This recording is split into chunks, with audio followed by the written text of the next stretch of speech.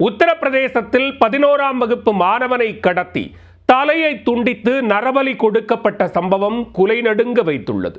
மூட நம்பிக்கையின் கோர பிடியில் சிக்கிய தாத்தாவே பேரனை கொடூரமாக கொலை செய்ததன் பகீர் பின்னணி என்ன? உத்தரப்பிரதேச மாநிலம் பிரயாக்ராஜ் மாவட்டத்தில் கரேலி பகுதியைச் சேர்ந்தவர் 17 வயதான பியூஷ். இவர் அப்பகுதியில் உள்ள பள்ளியில் 11ஆம் வகுப்பு படித்து வந்துள்ளார். வழக்கமாக பள்ளிக்கு சென்றவர் இரவு நீண்ட நேரமாகியும் வீடு திரும்பாமல் இருந்துள்ளார். இதையடுத்து மாணவரின் பெற்றோர் தனது மகனை காணவில்லை என போலீசில் புகார் அளித்துள்ளார். புகாரின் பேரில் வழக்கு பதிவு செய்த போலீசார் தேடுதல் வேட்டையில் இறங்கினர். அப்போது அங்குள்ள கால்வாயில் துண்டிக்கப்பட்ட தலையும் சற்று தொலைவில் உடல் பாகங்களும் கிடந்ததைக் கண்டு ஊரே உறைந்து போயுள்ளது. அவற்றை கைப்பற்றி விசாரித்ததில் காணாமல் போன சிறுவன் பியூஸின் உடல் பாகங்கள் என்பது தெரிந்ததும் பெற்றோரின் இதயம் நொறுங்கி போயுள்ளது.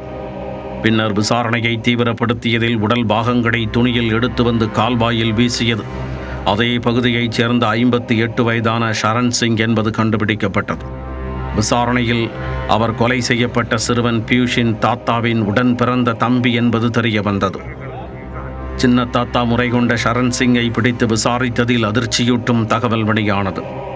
சரண் சிங்கின் மகன் மற்றும் மகள் ஆகிய இருவரும் கடந்த 2023 மற்றும் 24ஆம் ஆண்டுகளில் அடுத்தடுத்து தற்கொலை செய்து கொண்டுள்ளனர். இதனால் கடும் மன உளைச்சலுக்கு ஆளான ஷரண் மந்திரவாதி ஒருவரிடம் சென்று தனது குடும்பத்தில் அடுத்தடுத்து நிகழ்ந்த துயர சம்பவம் குறித்து கூறியுள்ளார். இதில் இருந்து மீள்வதற்கு பரிகாரம் ஏதேனும் உள்ளதா என்றும் கேட்டுள்ளார். அதற்கு அந்த மந்திரவாதி, உனது குடும்பத்தைச் சேர்ந்த சிறுவனை நரபலி கொடுத்தால் உன்னை பிடித்த பீடையெல்லாம் விலகும் என்று கூறியுள்ளார். அதை கேட்டு தலையாட்டிய சரண் சிங் மூட நம்பிக்கை என்னும் பீடை மூளையில் உட்கார்ந்திருப்பதை அறியாமல் கொலைபாதக செயலில் இறங்கியுள்ளார்.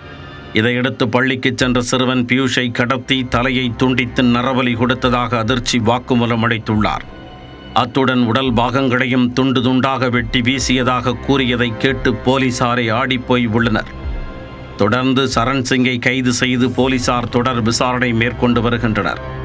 மேலும் நரபலிக்கு காரணமாக இருந்த மந்திரவாதியையும் பிடிக்க தேடுதல் வேட்டையில் இறங்கி உள்ளனர். குடும்ப பிரச்சனைக்கு பரிகாரம் செய்வதாக நினைத்து மந்திரவாதியின் பேச்சை கேட்டு 11ஆம் வகுப்பு மாணவனை கடத்தி தலையை துண்டித்து தாத்தாவே நரபலி கொடுத்த சம்பவம் உத்தரப்பிரதேசத்தை உலுக்கியுள்ளது.